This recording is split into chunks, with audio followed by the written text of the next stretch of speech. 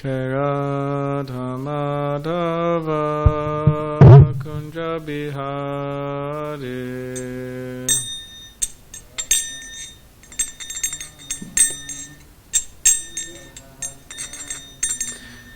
Radha Madhava Kunja Bihari. Thank you.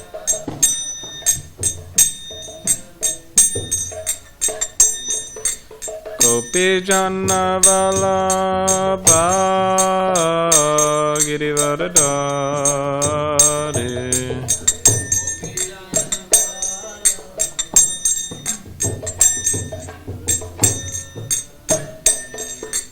Gopi Jana Vallabha Girivardhari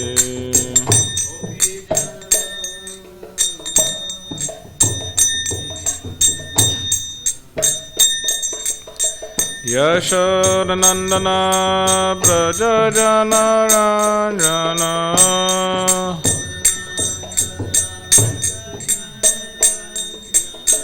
Yashodanandana Brajajana Ranjana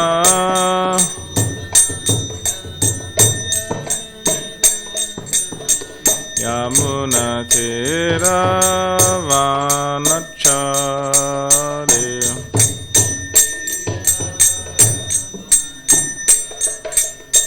Yamuna Tira Vanachari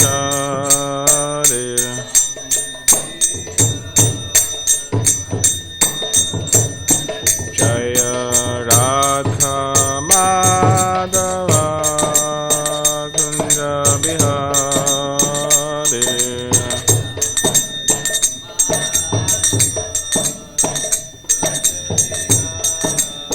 Jaya Radha Madhava Kunja Bihari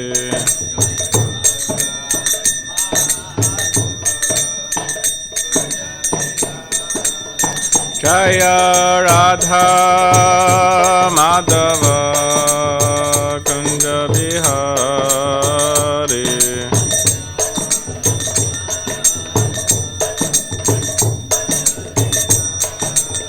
Jaya Radha Madhava Kunja Bihari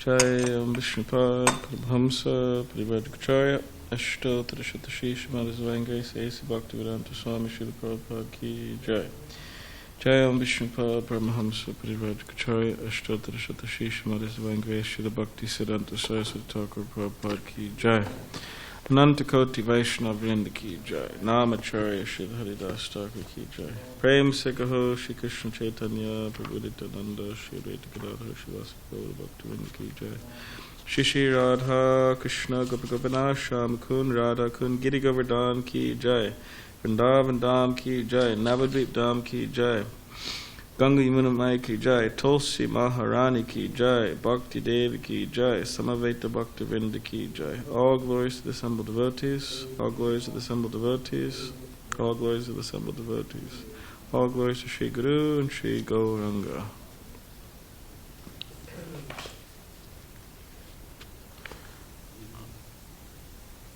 So the other day it was Nimbarkacharya's appearance day, so we didn't read about him, so I'll just read about him now.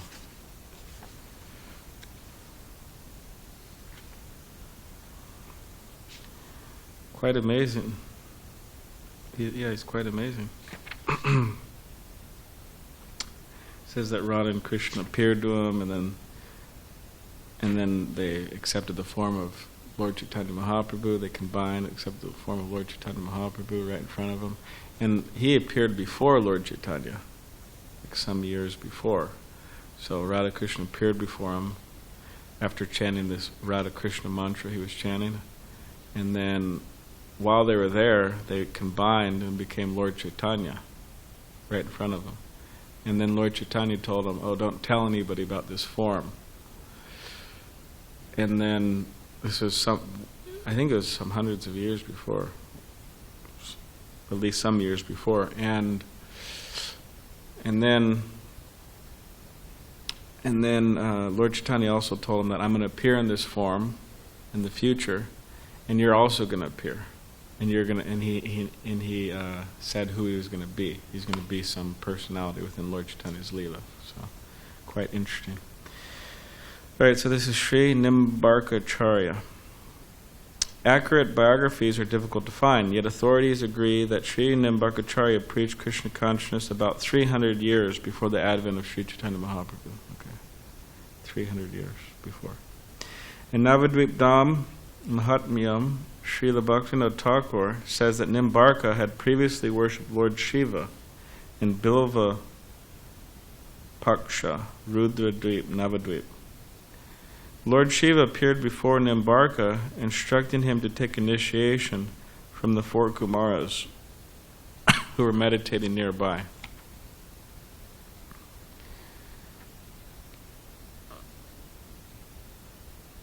So Nimbarkacharya is quite a special personality. He's meditating, and then Lord Shiva appears before him. And Lord Shiva tells him, "You should go take initiation from the 4 Kumaras who are nearby." So he's a special personality. Nimbarka received Radha Krishna mantra and continued living in Navadvip. Following the teachings of the Sanat Kumar Samhita, he worshipped Radha and Krishna with great love. You know the 4 Kumars, Glenn? Yeah, you know about them? 4 Brahmachari boys. Oh. Oh yeah. I'm forgetting. Sanat, Sanaka, Sunanda. Okay. Yeah, I'm not sure. So soon Radha and Krishna appeared before Nimbarka. Then the divine couple displayed their unified form as Sri Gauranga Mahaprabhu. So they appeared with Radha Krishna, then they assumed the form of Lord Chaitanya Mahaprabhu. Lord Gauranga said, "Nimbarka, in the future, when I begin my Sankirtan movement, I will personally preach the perfect transcendental philosophy of Achintya Bheda Bheda Tattva. I will take the essence of the philosophies of Madhva, Ramanuja, Vishnu Swami. From you, Nimbarka, will take 2 important principles. 1, the necessity of taking shelter of Srimati Radharani. 2, the high esteem of the Vraj Gopis' love for Sri Krishna." Lord Gauranga disappeared after instructing Nimbarka. Shedding tears of ecstasy, Nimbarka left Navadvip to begin his preaching mission. In Chaitanya Leela, Nimbarka appeared as Keshava Kashmiri and received love of Godhead directly from Nimai Pandit, Lord Chaitanya. There are striking similarities between the Gaudiyas and Nimbarkas. The followers of Nimbarka accept the 6 forms of surrender, practice the 9 limbs of bhakti, and believe in the Dasa Mula, 10 cardinal points of Gaudiya philosophy. They also worship Radha and Krishna in Vrindavan. They worship Srimati Radharani as the topmost devotee, and they accept the gopis' love for Krishna is supreme. With beads, bhajans, and kirtans, the Nimbarkas chant their version of the Mahamantra mantra. Radhe Krishna, Krishna Krishna, Radhe Radhe, Radhe Sham, Sham Sham, Radhe Radhe. In Vrindavan, about 1 mile from Govardhan, there is a village of Nimbarka, named after Nimbarkacharya, who lived there from childhood and later performed bhajan there. Many of Radha Krishna's pastime places in Vrindavan are now maintained by the Nimbarka sect. In Mathura Vrindavan, innumerable devotees follow Nimbarka's path of bhakti. The Shriji Mandir, just off Loy Bazaar in Vrindavan, serves as the center of Nimbarka Sampradaya.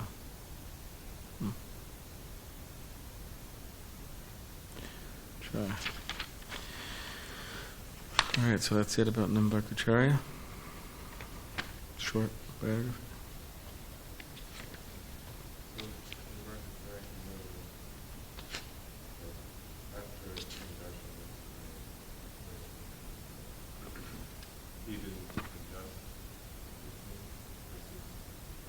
I think you could close that door, Glenn, please. Seems like the door's not closed. I don't know. It doesn't really. It doesn't really say much here, anyways. You might have to go ask the Nimbarkis. Yeah, it doesn't say much here, and yeah, this is from Navadvip. What I just read is from Navadvip Dham Mahatmyam, Srila Bhaktivinoda Thakur. So, aside from this, I'm not too sure. But there's a book by one of Prabhupada's godbrothers. Prabhupada's actually his sannyas guru, Pragya Keshava Maharaj. And that book, it's, what is it called? Vaishnav Vijay. So what that book is, it's a comprehensive, it's a book describing what is Mayavadism, and the problems with it, how to defeat it, and all that. And there it's interesting, on the cover he has Nimbarkacharya, not on the cover but inside the flap of the book, it's Nimbarkacharya and a few other different charyas of Vishnu Swami and others. But yeah, anyways, it's just reminded of that. But yeah, I don't know if he changed anything from his preaching after meeting Lord Chaitanya.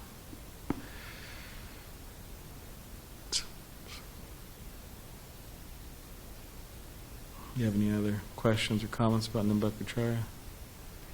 Or about what we just read?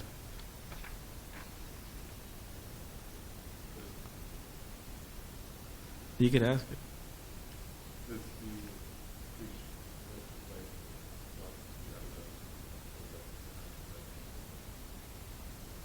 Mm-hmm.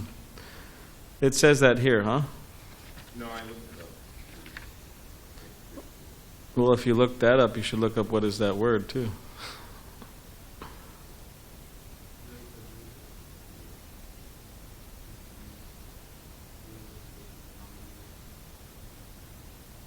Yeah. One time this devotee, Raj Basi, he gave a class on all these different things. This was many years ago in the Brahmacharya ashram, and it was a 2-hour class, and he was going all these different points, and it was so long ago, and I just joined the temple, and I was having a hard time, focusing on what he was saying. But yeah, I have to read this book, Vaishnav Vijay. I have it, and it goes into all these different things, but I haven't, unfortunately, I haven't did that yet, but yeah. Yes. You have the mic, so he could. Yeah, I was just thinking about I got a little bit of a course on that in the Bhaktivedanta College on the different, I guess, isms, Mayavadi isms, and my understanding is that there's many different schools of thought on how to not be impersonal. So it's impersonal whilst personal. So that sounds like this one, Dvaita. So it's simultaneously, impersonal and personal. And then you have, Madhvacharya, who's always got this symbol up, and it's Dvaita, So he's a strong Dvaita. And then Ramanujacharya, he's also, he's also opposite of Advaita, which is, oneness. So Advaita philosophy is what Shankaracharya brought about. And then you have Ramanujacharya. First you have Madhva, and he's the hard opposite, it's the absolute antonym of oneness. So everything is two. And then Ramanujacharya is like a little softer. This is the gist, I don't know the technicalities. And then you've got like others trying to find a similar balance, or how to, because in one sense there is oneness and dualism at the same time. So then, therefore, Lord Chaitanya Mahaprabhu's solution is achintya abheda, bheda tattva, which is in English. Simultaneously one and different. Yeah, simultaneously one and different. So, and that's like the resolution to that dilemma. But yeah, there's been centuries of figuring that out and fighting about it, I would say, Yeah.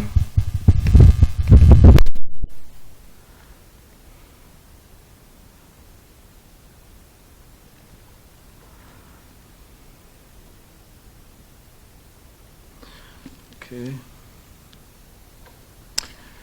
All right. So we will read from the Bhagavatam.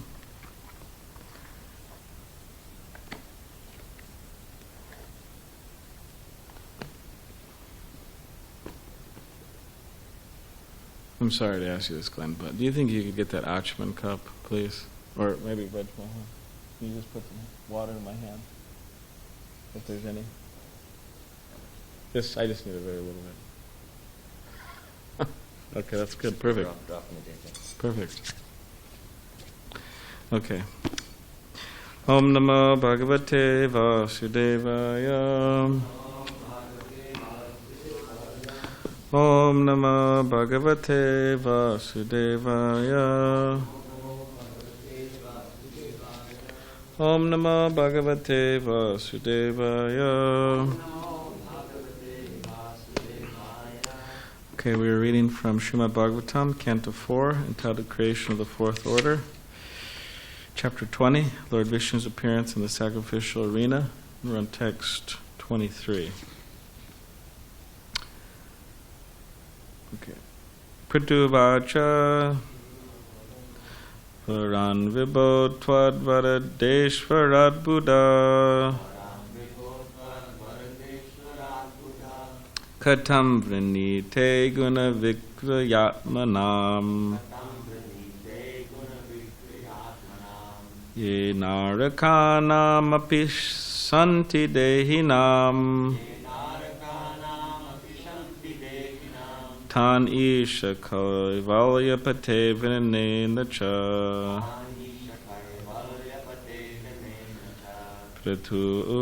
Prituvacha Varan Vibho Twadvaradeshvarat Buddha Katam Vrinite Guna Vikrayatmanam Ye Narakanam Api Santi Dehinam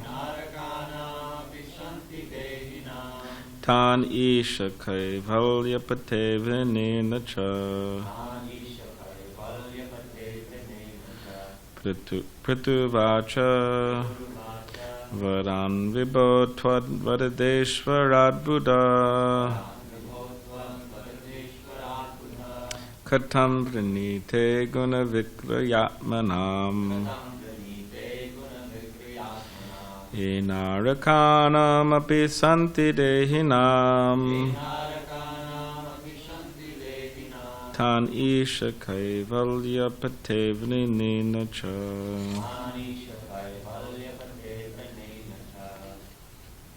Okay, please chant.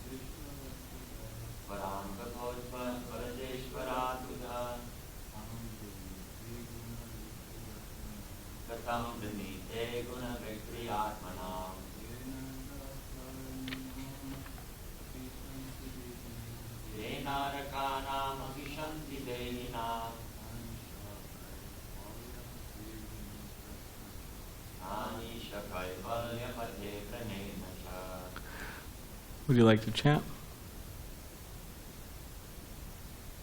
Would you like to chant? Okay. Okay, word translation. Prituvacha. Pritu Maharaj said, Puran benedictions. Vibho, my dear Supreme Lord, Twat, from you, Varyada Ishvarat, from the Supreme Personality of Godhead, the highest of the bestowers of benedictions. Buddha, a learned person. Katam, how? Pranite, could ask for. Guna Vikriya, bewildered by the modes of material nature. Atmanam, of the living entities. Ye, which. Narakanam, of the living entities in hell. Api, also. Santi, exists. Dehinam, of the embodied. Tan, all those. Isha, O Supreme Lord. Kaivalya Pate, O bestower of emerging in the existence of the Lord. Vrene, I ask for. Na, not. Cha, also. Translation. My dear Lord, you are the best of the demigods who can offer benedictions. Why therefore should any learned person ask you for benedictions meant for living entities bewildered by the modes of nature? Such benedictions are available automatically even in the lives of the living entities suffering in hellish conditions. My dear Lord, you can certainly bestow merging into your existence, but I do not wish to have such a benediction. Purport. There are different kinds of benedictions according to a person's demands. For karmis, the best benediction is promotion to the higher planetary systems, where the duration of life is very long and the standard of living and happiness is very high. There are others, namely jnanis and yogis, who want the benediction of merging into the existence of the Lord. This is called Kaivalya. The Lord is therefore addressed as Kaivalyapati, the master of the Lord of the benediction known as Kaivalya. But devotees receive a different type of benediction from the Lord. Devotees are anxious neither for the heavenly planets nor for merging into the existence of the Lord. According to the devotees, Kaivalya, or merging into the existence of the Lord, is considered as good as hell. The word Naraka means hell. Similarly, everyone who exists in this material world is called Naraka, because this material existence itself is known as hellish condition of life. That's it's an inspirational quote, huh? Put that on a t-shirt. Everyone who exists in this material world is known as Naraka, because this material existence itself is known as a hellish condition of life. Sell lots of t-shirts, huh? Prithu Maharaj, however, expressed that he was interested neither in the benediction desired by the karmis nor that desired by the jnanis and yogis. Srila Bodhananda Saraswati Prabhu, a great devotee of Lord Chaitanya, described that Kaivalya is no better than a hellish condition of life.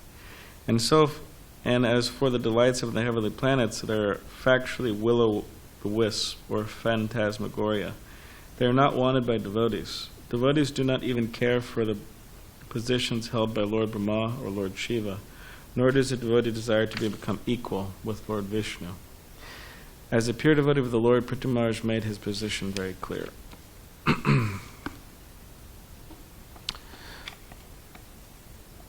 Om Ganatividandasya Gananjana Shalakaya Chakshurandatam Vena Tasmai Shri Gurave Namaha Kam Karidavachalam Bangam Nangate Grim Yakribatamaham Vande Shri Gurundittanam Vancha Kapavishta Kripa Sindhaveva Chapaditanam Pavnebhyo Vaishnavebhyo Namo Namaha Jai Shri Krishna Chaitanya Prabhu Nityananda Shri Advaita Gadadhar Shivasari Gaura Bhaktivinoda Hare Krishna Krishna Krishna Hare Hare Hare Rama Rama Rama Hare Hare.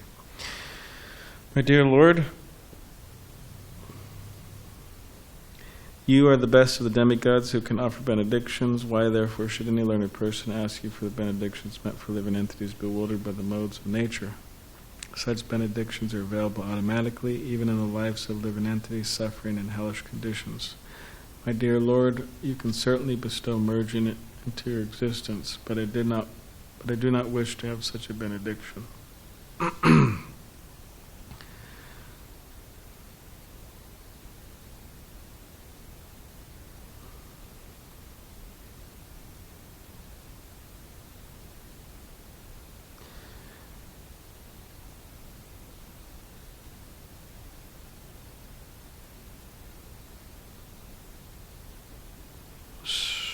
Krishna. So,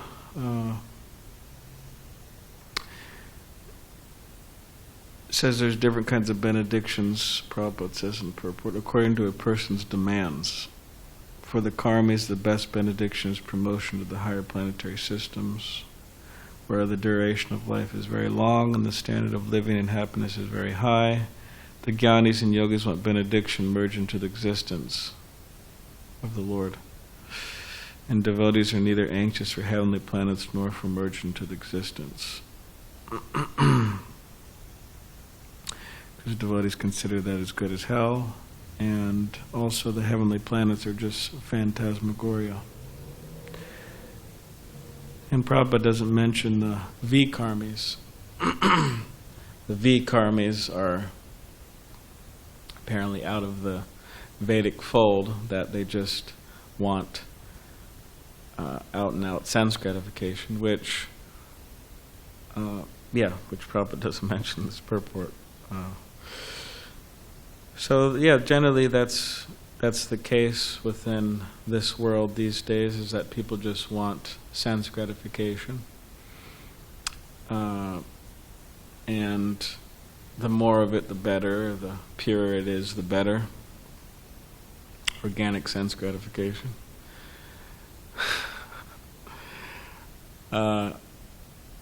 And then there's a few in the world who want to go to the heavenly planets. Usually those people are in India, or they want to go to the higher heavenly planets, or they want to come to America, which they consider to be like a higher planetary system, or a higher planet, heavenly planet, SanDiego.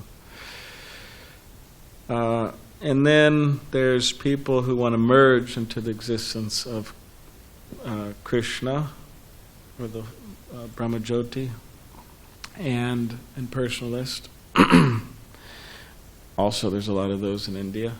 And then there's persons who don't care about any of that. So they don't care about sense gratification. They don't care about merging into the existence of the Lord. They don't care about entering the heavenly planets. They don't care about any of this. And then Prabhupada says those are devotees. So of course there are mixed devotees, they're interested in sense gratification. They're interested in maybe even merging, or I don't know if you really call them a devotee, but they're interested in the heavenly planets maybe. So they're interested in different things that this world or that the heavenly planets could offer. So of course to come to the point where we don't want anything in this world is not so easy. But that's the idea, that we don't want any sense gratification in this world, whatever this world could offer.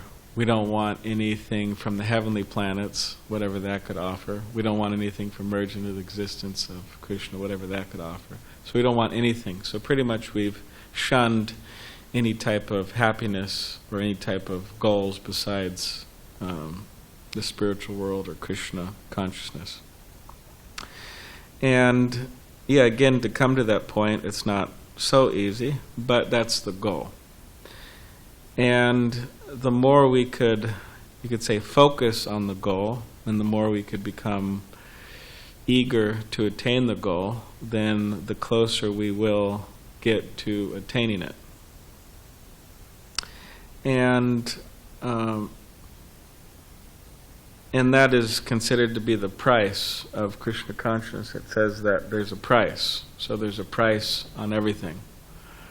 And the price of Krishna consciousness is the greed, or the laulium. It says the greed to attain it. So yeah, we need that greed. And at present, most people, they do have greed, but they have greed for the wrong things. Like people are greedy for money. That's a wrong thing to be greedy for material purposes. People are greedy for whatever, satisfying their tongue in different ways, means by different types of food. People are greedy for people to respect them, or for some particular kind of recognition or adoration or some type of gratification on that level. That's a wrong type of greed. People are greedy to, anyway, so many things, which really it's just you could say it's a wrong way. It's the wrong way how to engage this, the greediness within us.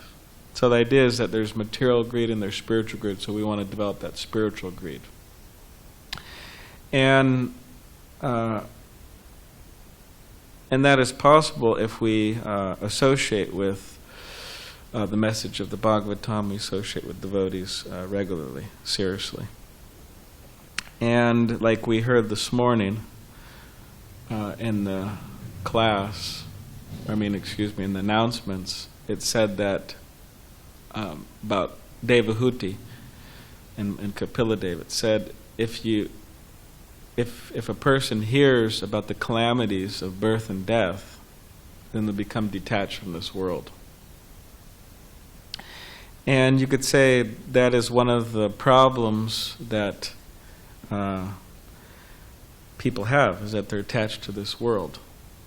That's the main problem. Once you're detached from this world, it means you're attached to Krishna. There's no problems. It's just, there's always problems in life, but really your problems are solved. You've solved the main problem: attachment to this world, lack of attachment to Krishna.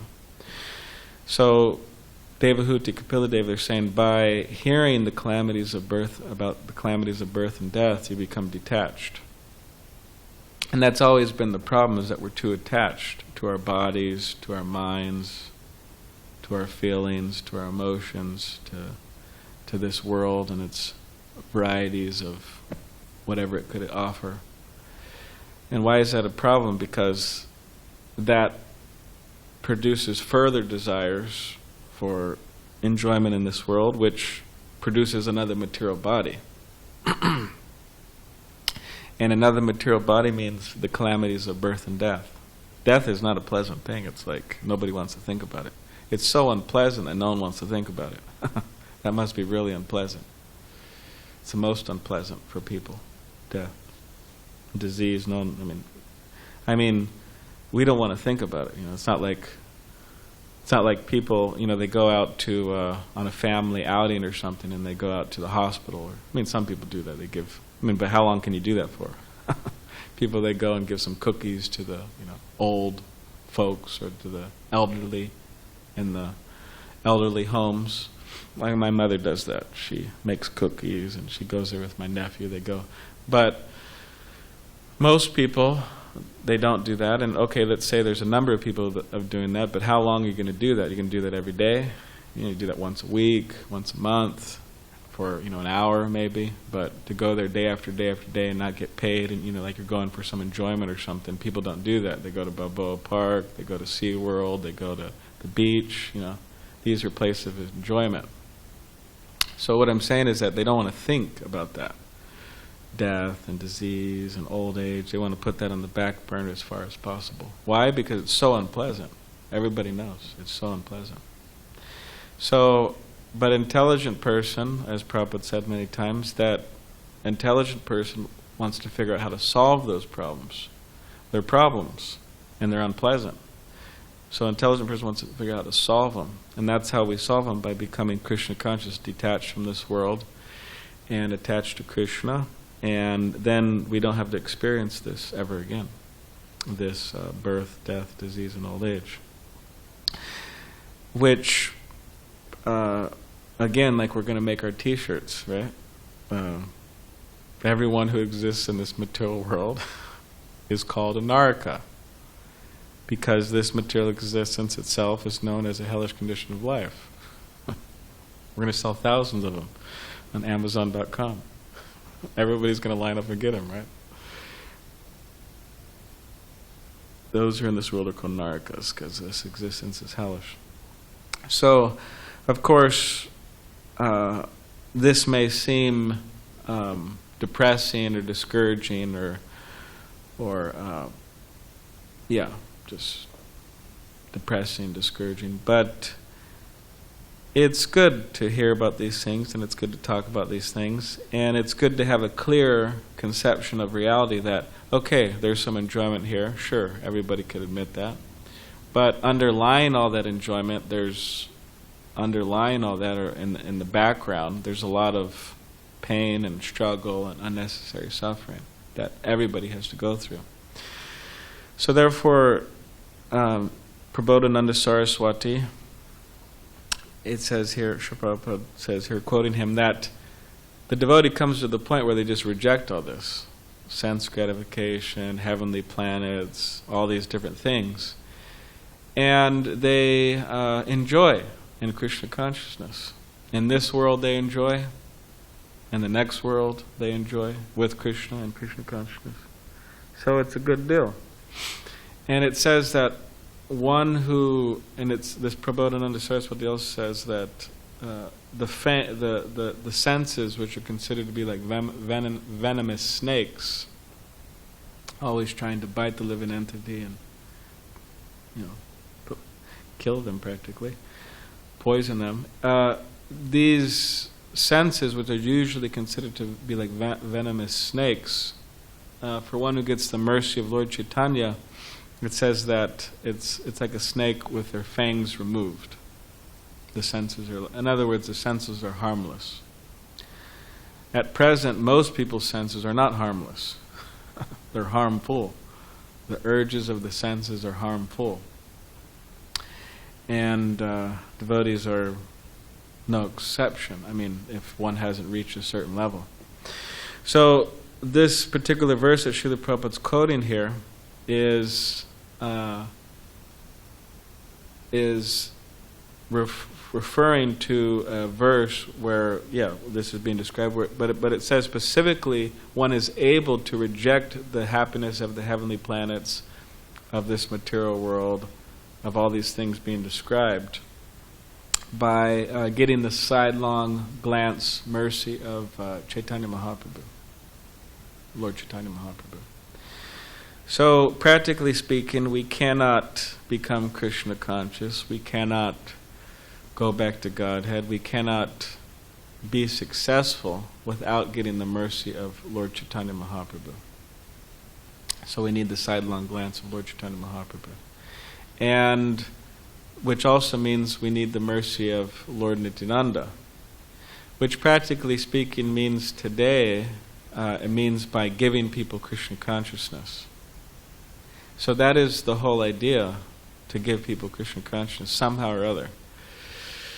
And it's not so difficult. It's very easy in one sense, or at least we could all do practical things to help people.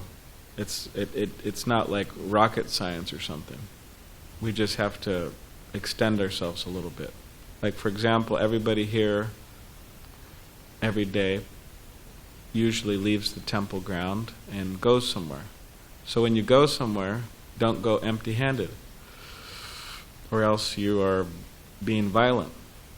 You have to go with books. You have to go with invitation cards. Why? Because someone may say, "Oh, what do you do?" "Oh, I'm a Hare Krishna." because usually devotees go out dressed in dhoti and kurta. I'm a Hare Krishna. And then the person says, "Oh, okay, great. Where are you guys located?" "Oh, we're on Grand Avenue." "Yeah, come by on a Sunday feast or Krishna Lounge. We're there. Come by at 5:30." Like they're going to remember 5:30 Sunday. And good luck. I mean, people don't remember stuff nowadays.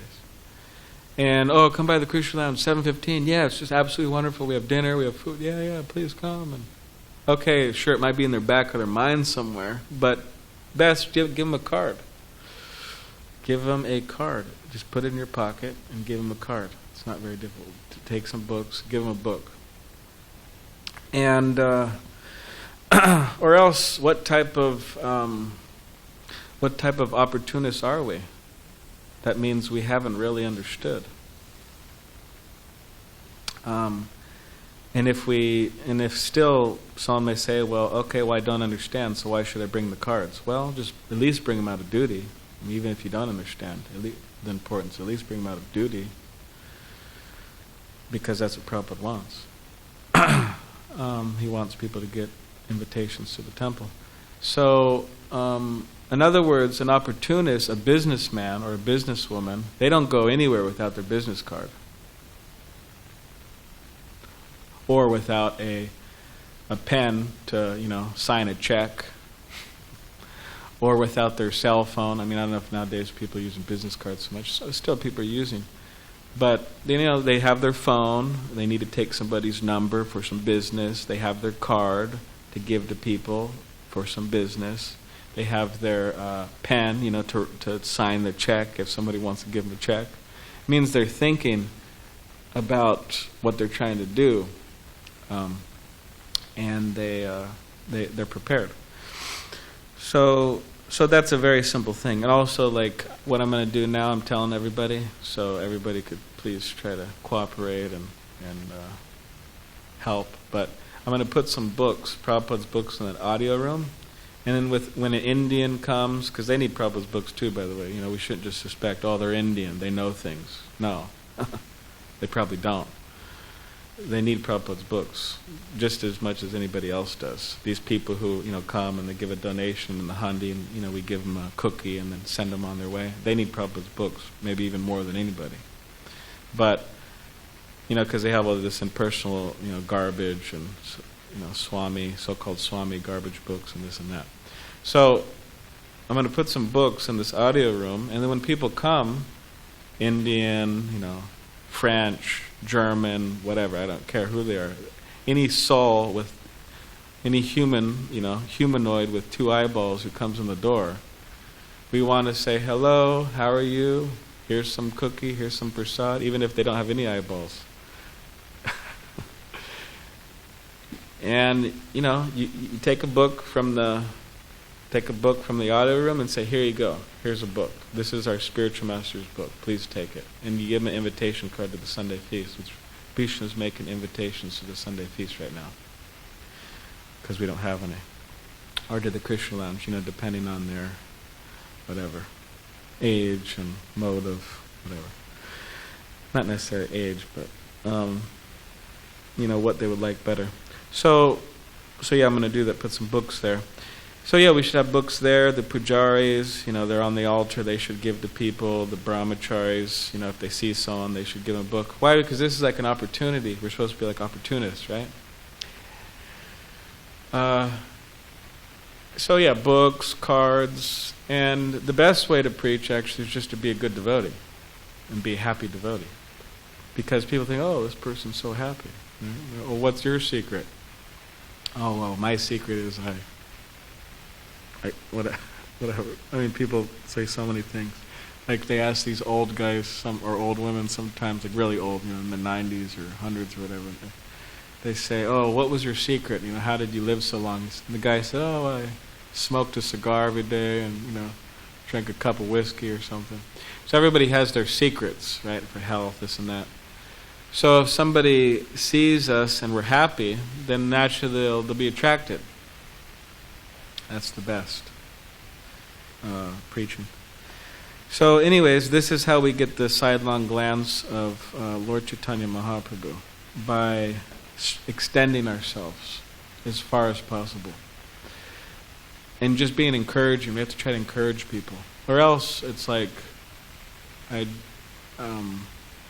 just, I don't exactly understand how we're supposed to get the sidelong glance of Lord Chaitanya Mahaprabhu. Of course, we have our sadhana and so many things, spiritual practices, but we really should try to extend ourselves. And in this way, we'll get the sidelong glance of Lord Chaitanya Mahaprabhu, and we will not be tempted by any of this heavenly planets, this world, and it's just, none of it really matters. So, and we really need a clock here. We used to have a clock here, but it broke, and we never replaced it, and now everybody's going overtime, including myself, in class, even though I have a watch, but I can't just be looking at the watch all the time. So we get a clock here. So I guess I'll try to buy one today. Yes? What is it? Yes. Yeah, and by the way, I it seems kind of weird. You asked that question, Kaivalya, and or not Kaivalya, Advaita, Vaita, and I've been here for so many years. I've been here for 13 years. I should know the answers to those questions, but I read the Srimad Bhagavatam, the whole thing. I read the Chaitanya Charitamrita. I read Prabhupada's books regularly. I read books regularly. I got a whole bunch of books upstairs. Like, I study all the time.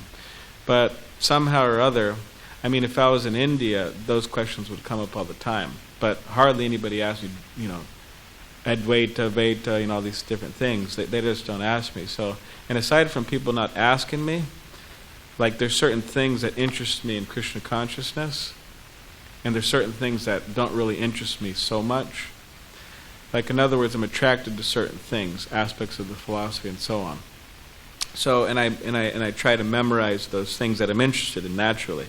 And the things that are not really that, attractive for me, it's not that I gloss over them, but I just, they're like technical, things and, words and this and that, and but apparently, obviously, I should learn them because, people will ask me. But Dravida Prabhu is really good about, because I was asking Dravida Prabhu the other day about, planetary expansions, what are the words, part of the planetary, all these different things, and, the different Vishnus and this and that, and, or the different, there's the active senses and the, this senses and that senses, the 24 and all this. So these types of details, I just never really attracted me. That's why I didn't memorize them. That's why I didn't know. But I know I should, and I guess I should just take this as me needing to do some basic memorization, because it's not that difficult, to memorize a few words and have the general concepts. But it just doesn't interest me. So anyways, I just wanted to add that. Okay, Mr. Mohan. Hare Krishna. M.M. Yeah. You were saying how... Prabhupada, there was one devotee, Dwarkadish Das, D. and Prabhupada called him, he wrote a letter, he said, "Dear Mr. DDD." Dwarkadish Das, I'll call you MM, Mr. Mohan. Yeah, okay. MMM. So you're saying how it's important to have good character, particularly like in the public. Yeah, even if you fake it, it's just... So, of course it's good to be real, but... Yeah. In the meantime, try to just control a little bit. Yeah. That was reminded me of something that actually happened yesterday. There was a friend, Elich, who gave us the... Gave us a car. Yeah. Gave us we finally got it. It was like an all-day affair. Yeah, it took like 7 hours. But that was, nice of him. But he was saying, he was kind of funny. He was like a little funny. But we were outside of the AAA office, and Damodar was driving. And then he said something funny. He said, when you guys are in public, when people cut you off, do you ever just lose it and just start yelling at them or something? And then I said, hopefully not, especially if we're dressed like this, because it has a huge impact on people. If they see a particular religious person wearing religious clothing, and they can't control their senses, they something like that. It really makes a big effect, and then it's stuck in their consciousness. Whenever they see another devotee, they'll be thinking about that. So I was thinking how important it is to show a good example, especially in public, but even behind closed doors, that's even more important. Yeah, I saw some. I was with somebody, and we were in a car and we were driving, and somebody like cut him off or this and that, and he used some interesting sign language, with that devotee. I mean, with that person, But I think sometimes people, they also need to give religious people a little slack. Like whoever said, we're the saints marching through town or something. I mean, yeah, we practice, we try our best, and we try to be good people, but they should cut us a little slack sometimes. I mean, just because we're worshiping God or worshiping Krishna and doing meditation, we're just supposed to be perfect and not, we're humans too. So I think there's a balance there that, yeah, sure, we should try our best to behave ourselves, and especially in public, right? But also people, I think they should have an understanding that, hey, they're humans too. It's like, I mean, I have emotions too. We have emotions too, and we're not perfect. So I think there's a balance there, because sometimes people have this like misconception that, oh, you're a monk and you don't get mad or you don't get sad, or it's kind of like this impersonal idea. But I mean, there's a limit, obviously. I mean, we may lose it a little bit, but I mean, if I don't know, like we get so mad that one friend, he said that what he would do, I mean, he had a really anger problem, but what he would do is, like, if somebody cut him off or something like this, he would pull over and he would open the guy's door and take him out and teach him a lesson, beat him up. And then he realized that that wasn't a normal thing to do, and like most people don't do that, so he stopped doing it. He's a devotee too, by the way. I won't tell you who he is. I don't want to embarrass him. But he said he stopped doing that. But yeah, that's a little overboard, Maybe if we get a little mad or whatever, something like that, then I think people should tolerate it. We're also humans, and of course it's best not to do that. But if we go overboard, then obviously people are going to have a problem with it. So, yeah. Does anyone have any other questions or comments?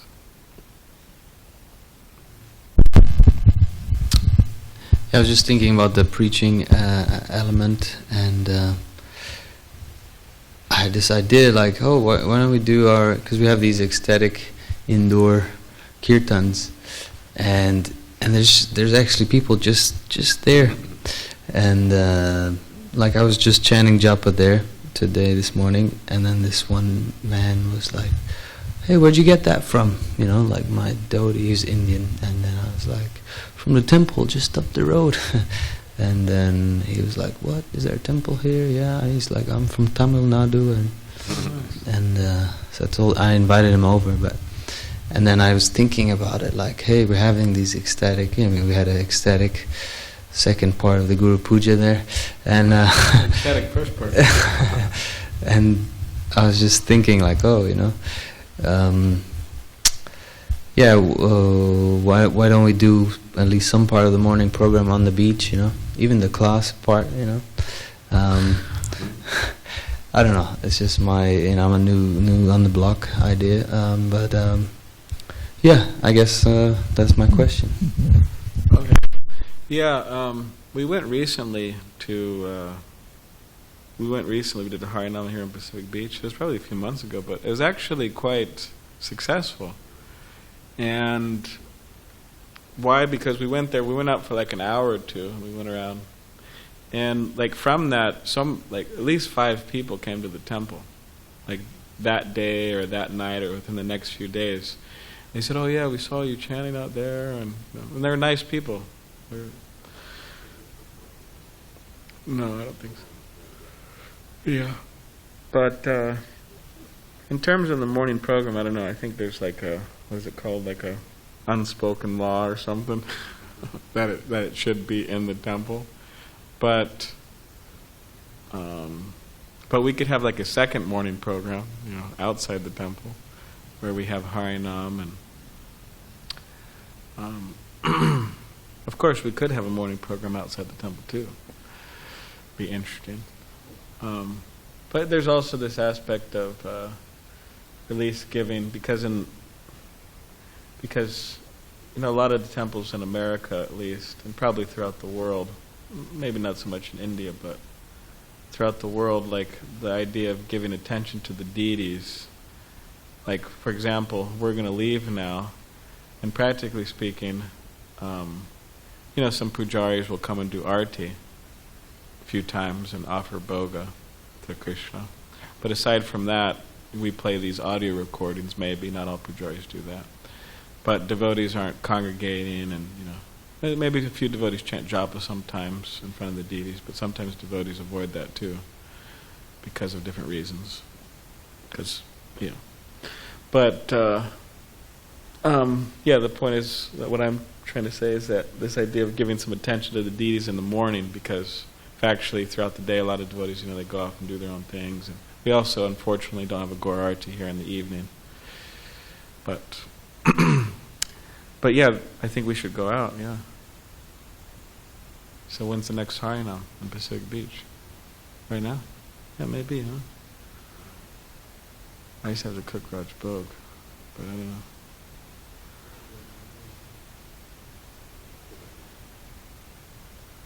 So when's the next Harinam? 1 p.m.? Maybe tomorrow? Tomorrow morning I could do it. Tomorrow, Thursday. We go out. We go out for a short time. Like an hour. 30 minutes. Anyways, well, we can think about it. Alright, Srimad Bhagavatam ki